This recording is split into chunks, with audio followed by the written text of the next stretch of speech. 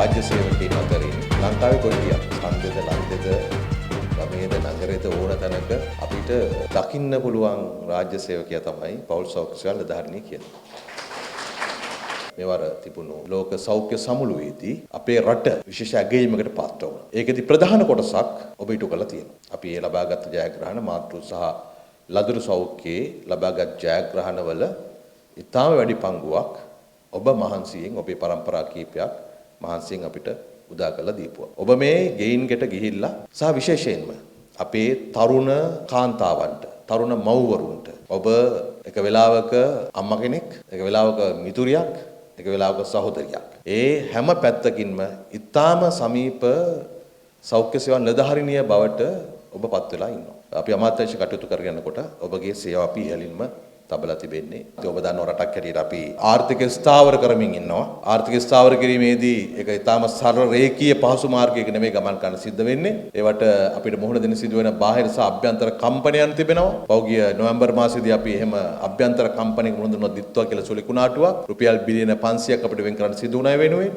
ඒ වගේ මේ මොහොතේදී තවමත් නොවිසඳුණු යුද්ධමය තත්ත්වයක් ලෝකේ පවතින මැද පෙරදිග ඒකත් එක්ක අපි වගේ රටක විශේෂයෙන්ම තෙල් ආනයනක රටක්. ඒකට අපේ බල ශක්තිය, අපේ වාහන දුවන්න, අපේ විදුලි නිෂ්පාදනය කරන්න, අපේ කර්මාන්ත දුවන්න සියල්ලට අවශ්‍ය කරන තෙල් මිල වේගෙන් ඉහළමින් පවතිනවා. ඒකත් ජනතාව මත අධික ලෙස බරපතවන්නේ නැතුව ඒ බර සැලකුතු කොටසක් රජය දරාගෙන සමහර සමාගම් මේවා දරාගෙන වැඩි කරන්න පුළුවන් අවමේ වැඩි කරමින් තමයි මේ කටයුතු කරමින් යන්නේ. ඒකේ බලපෑමක් ඩොලර් එකට තිබුණා කියලා පහුගිය දවස්වල ඔබ දකින්න නැති. නමුත් අපි ඒක යම් පමණ निराකරණය කරගෙන තිබෙනවා. මේ සියලු කටයුතු මැද ආර්ථිකය ස්ථාවර කරමින් ගමන් කරනවා.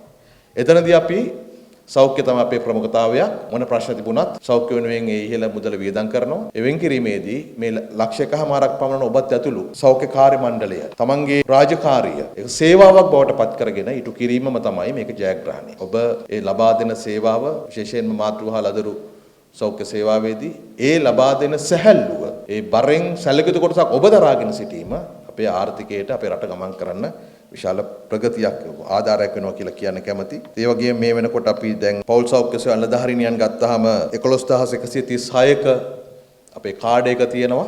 අපි කාඩ් රිවිෂන් එකත් කරගෙන යනවා. දැනට 8561ක් අපේ පෞල් සෞඛ්‍ය සේවා නිලධාරිනියට වැඩ කරනවා. තව 2606ක් අපේ පුරප්පාඩු පවතිනවා. පෞගිය අවුරුද්දේ මාර්තු මාසයේදී අපි 956කට පත්වීම ලබා දුන්නා. තවත් 1113කට පත්වීම ලබා දෙන්න බලාපොරොත්තු වෙනවා. මේ අගෝස්තු මාසයේ වෙනකොට. තව 1100ක් මේ සේවාවට ඇතුළත් වෙනවා. ඒතර මේ කටයුතු කරගෙන යනකොට තමයි දැන් මේ 8000 ගානටම නායකත්වය දෙන්නට කණ්ඩායම වමනා කරනවා. ඒකටයි අවශ්‍ය කරන පුහුණුව ලබා දීලා ඔබට මේ සහතික පත්‍රය ලබා දෙන්නේ. පෞල් සෞඛ්‍ය සේවා නිලධාරීන් හැටියට මේ පුහුණුව අවසන් කළ තිබෙනවා සාර්ථකව අපේ මධ්‍යම ආණ්ඩුවේ සහ පළාත් සභා මට්ටමේ.